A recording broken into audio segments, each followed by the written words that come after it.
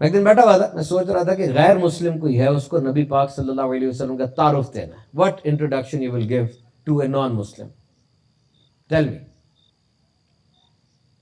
غیر مسلم ہے، اس کو کیا تعارف دیں گے؟ اس کو تعارف دینا نا کہ نبی پاک صلی اللہ علیہ وسلم اتنی عظیم الشان ہستی ہیں، از ون اینڈ اونلی.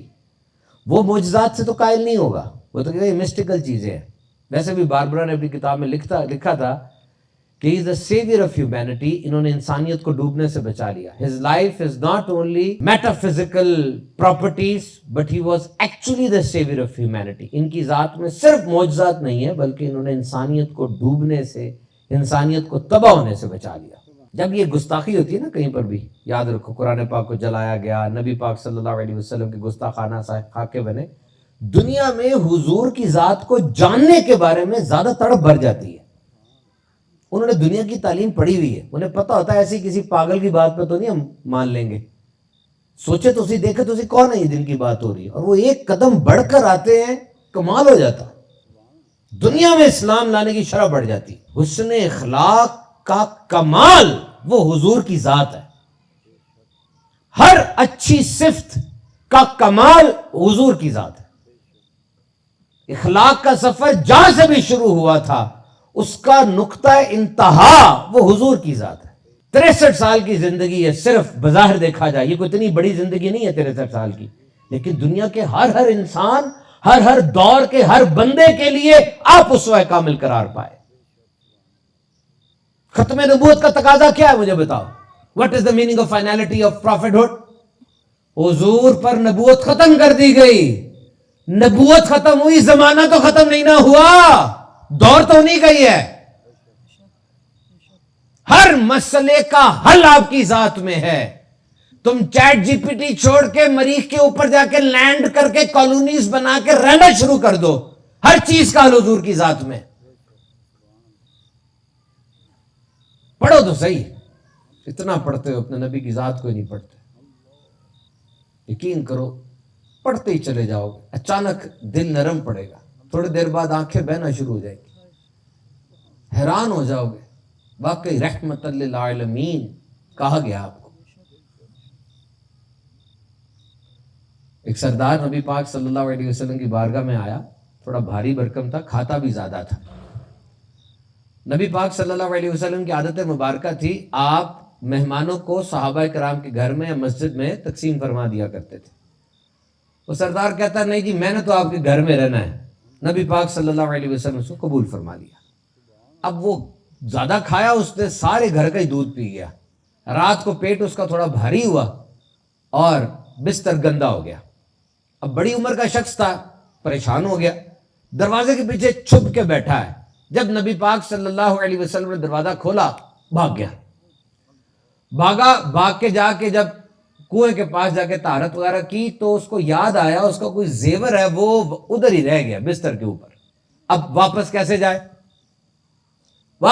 جائے؟ کیا کرتے ہیں ہم لوگ؟ ایک زمانے کا رنگ بتا رہا ہوں. ہم تو ڈھونڈ کر اس بندے کی برائی کو سب کے سامنے بیان کرتے ہیں نا. کامیابیوں کے بارے میں سرگوشی کرتے ہیں، ناکامیوں کا اعلان مائک پر کر رہے ہوتے ہیں. آپ سچ بولتے ہیں یا سچ مارتے ہیں؟ مقصد کیا ہے؟ دروازہ کھٹکھٹانا کہ دروازہ توڑنا؟ وہ جی اصلاح کر رہا ہوں، انداز تو دیکھیں اپنا. اثر الفاظ کا ہوتا ہے لیکن یاد رکھنا رویے ان کی بڑی اہمیت ہوتی ہے. او جی ہمارا دل بڑا صاف ہے، ہم تو ہر بات منہ پہ کہنے کے عادی ہیں. ہاں منہ پہ کہو، چاہے تمہاری صفائی اگلے کے دل کو ویران اور کھنڈر بنا دے. پتہ نہیں بعض جملوں کا بوجھ اپنے کندھوں پہ رکھنا پڑتا ہے. ہر بات کہنے والی تھوڑی ہوتی ہے. آپ کی بھی غلطی ہے، آپ جس کے سامنے دیکھتے اپنا پورا اپنا آپ ہی ہلکا کر دیتے. آپ کو پتہ نہیں نمک ہر گھر میں ہے، مرہم ہر گھر میں نہیں ہوتا. آپ زخم کھولیں گے اگلا اوپر نمک کی پوری بوری ڈال دے گا.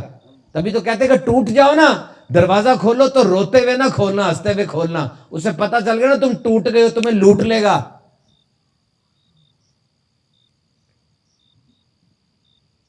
اب وہ کس منہ سے جائے؟ اتنی بڑی عمر کا آدمی ہے، بستر بھی گندا کر کے آ گیا ہے. بہرحال سونا تھا، گیا.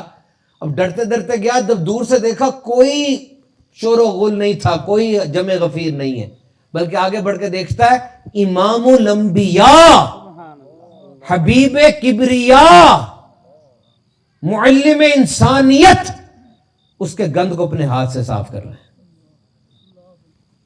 مجھے بتائیے صرف ایک بات، یہ کسی کے ساتھ اگر ہو، اپنے پہ لے کے سوچے، اس کا کیا حال ہوگا دیکھ کر، کیا امپریشن پڑے گا اس پہ؟ دیکھا ہے؟ رحمت للعالمین۔ آگے بڑھا، حضور کہتے ہیں آگے آپ، کوئی نہیں، پیٹ بھاری ہو جاتا ہے، طہارت کر لی، آئے میں اپنے ناشتہ لے کے آتا ہوں۔ کہتا یا رسول اللہ پہلے کلمہ پڑھا کے مسلمان تو کیجئے، پہلے مسلمان کیجئے۔ This was the method, this was the technique۔ یہ انداز ہے، دیکھا ہے؟ یہ بات کسی غیر مسلم کو بھی بتاؤ، وہ بھی تو غیر مسلم تھا نا۔ یہ طریقہ ہے، this is the حسن اخلاق، شان ہے میرے آقا علیہ الصلوۃ والسلام کی۔ ایک بندہ باہر سے آتا تھا مکہ شریف میں، آ کے تھوڑے سے جانور لاتا، بیچتا، تھوڑا اپنا منافع رکھتا، جس طرح ہمارے لاہور میں بھی ہوتا ہے، باہر سے بندہ آتا جنوبی پنجاب سے 10 بکریاں لے کے بیچ کے بڑی عید پہ نفع لے لیتا، وہ بھی آتا آ کے تھوڑے جانور بیچتا، ذریعہ معاشی تھا۔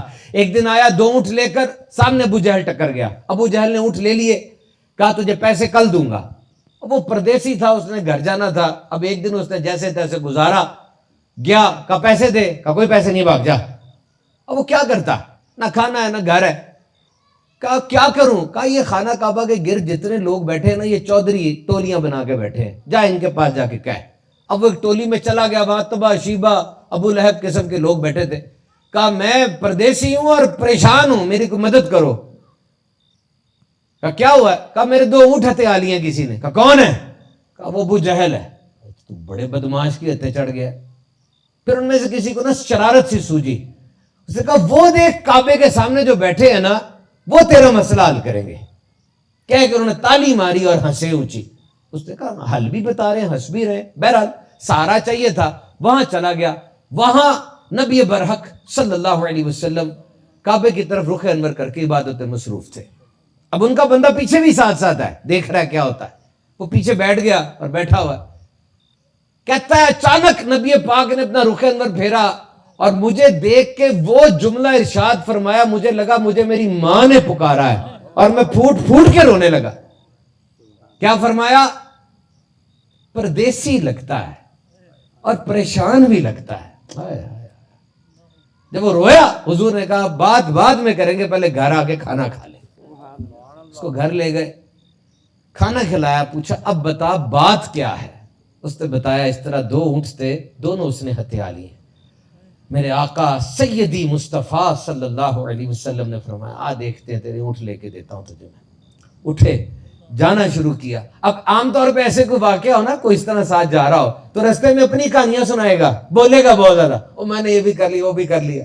کہتا میں دیکھ رہا تھا کہ ان کی آنکھیں جھکی ہوئی ہیں اور وہ خاموش ہیں، میں ہی بول رہا تھا۔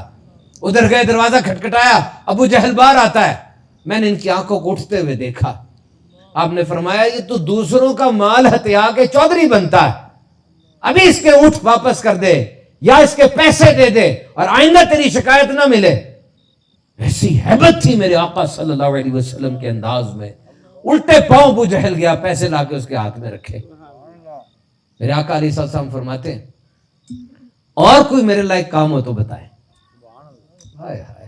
سوچے ان جملوں کا اثر کیا ہوگا۔ پیچھے سے ایک بندہ انہی کا آیا ہوا تھا جسوس، کہتا ہے اور یہ وہی ہیں مکے کے جن کے جادوگر ہیں، جن کے بارے میں مشہور ہے معاذ اللہ یہ جادوگر ہیں، وہی ہیں۔ کہتا چپ ہو جا، اگر یہ سچے نہیں ہے تو روئے زمین پر سچا کوئی نہیں ہے۔ مدد جب مظلوم کی ہوتی ہے نا، اس وقت جگرے کا پتہ چلتا ہے، یاد رکھنا۔ سب کے سامنے کھڑے ہو کے 2 کروڑ لاکھ روپے دے دیا، یہ ایک الگ بات ہے۔ رب دل میں تیرے اٹھنے والے وسوسوں سے باخبر ہے۔ یاد رکھنا، کروڑ روپے کا بیل لے آؤ گے، فرما چکا ہے کہ تمہارا گوشت تمہارا خون نہیں پہنچتا، گوشت تو خود کھا لیتے ہو، خون تو نالی میں بہ جاتا ہے، کھال تو مدرسے کو دے دیتے ہو، اس کے پاس کیا پہنچتا ہے؟ تیرے دل کا تقویٰ۔